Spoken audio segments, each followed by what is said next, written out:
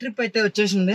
First trip accept చేశాను. Pickup location ఇక్కడ నుండి 1.9 కిలోమీటర్ అయితే ఉంది. ఇంకా ఆలస్యం చేయకుండా పికప్ లొకేషన్కి అయితే వెళ్ళిపోదాం. ఒకవైపు నుంచి అయితే వర్షం అయితే కంటిన్యూస్గా వస్తూనే ఉంది. ఇక్కడ నుంచి హైటెక్ సిటీ వెళ్ళడానికి మనకి ఎంత సమయం పడుతుంది అనేది.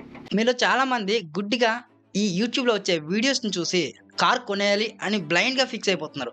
ఇంకొంతమంది ఎలా అంటే వేరే క్యాబ్ డ్రైవర్ ప్రతిరోజు 3,000 4,000 సంపాదిస్తున్నారు అని తెలిసి, అరే ఆయన 4,000 సంపాదిస్తున్నాడు, నేను కూడా క్యాబ్ కొంటాను, నేను కూడా ప్రతిరోజు 3 లేదా 4,000 సంపాదించేస్తాను అని అనుకుంటున్నారు. అతను ఎవరో క్యాబ్లో ఇంత ఎర్నింగ్ చేస్తున్నారు అని చెప్పి మీరు గుడ్డిగా నమ్మి క్యాబ్ని ఎలా కొనాలి అనుకుంటారు? మీకంటూ ఒక నాలెడ్జ్ లేదా? మీరేమీ ఆలోచించరా? క్యాబ్ కొంటే ఎలా ఉంటుంది, జీవితం ఎలా ఉంటుంది, క్యాబ్కి ప్రతి నెల ఈఎంఐ ఎంత కట్టాలి, ప్రతిరోజు పెట్రోల్ ఎంత పోయించాలి అని. ఇవన్నీ ఆలోచించండి భయ్యా. ఇవన్నీ ఆలోచించిన తర్వాతనే క్యాబ్ కొనండి. మీరేమీ ఆలోచించకుండా 10 లక్షలు పెట్టి కారు కొంటే ఎలాంటి ప్రాబ్లమ్స్ వస్తాయో ఖచ్చితంగా ఈ వీడియోలో మీకు అవన్నీ చెప్తాను. ఫైనల్లీ పికప్ లొకేషన్కి దగ్గరగా వచ్చేసాం. ఇక్కడే పికప్ లొకేషన్ అయితే ఉంది.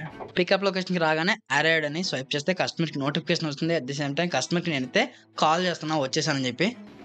0404 ఓటీపీ ఇచ్చిన తర్వాత ట్రిప్ స్టార్ట్ అయింది. ఇక్కడ గో టు మ్యాప్స్. వామ్మో 21 కిలోమీటర్లు అయితే చూపిస్తుంది. ఈ 21 కిలోమీటర్కి 1 అవర్ 21 మినిట్స్ అయితే చూపిస్తుంది. అంటే మీరే అర్థం చేసుకోండి రోడ్ పైన ట్రాఫిక్ ఎంతలా ఉంది అనేది.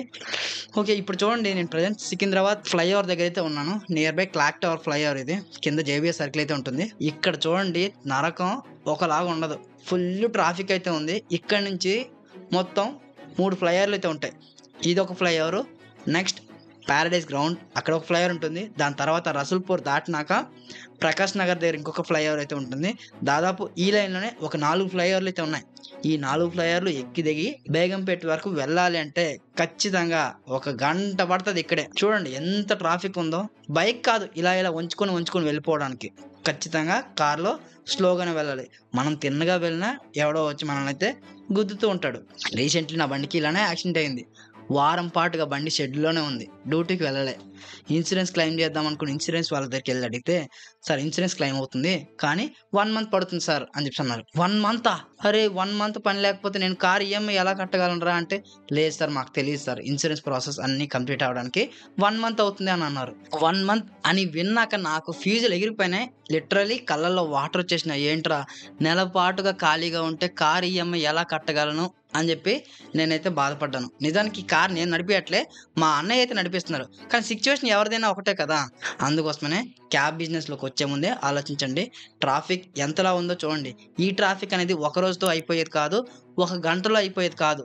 ఈ రోజంతా మనం క్యాబ్ నడిపిస్తే రోజంతా ఈ ట్రాఫిక్ని ఫేస్ చేయాల్సిందే.